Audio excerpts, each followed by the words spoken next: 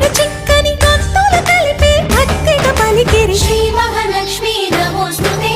శ్రీ మహాలక్ష్మి నమోస్తుతే శ్రీ మహాలక్ష్మి నమోస్తుతే శ్రీ మహాలక్ష్మి నమోస్తుతే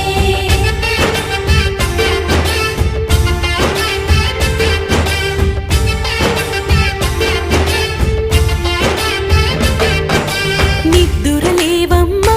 తల్లి నిద్దురలేవమ్మా పసుపు కుంకుమతో భక్తులు వేచినారు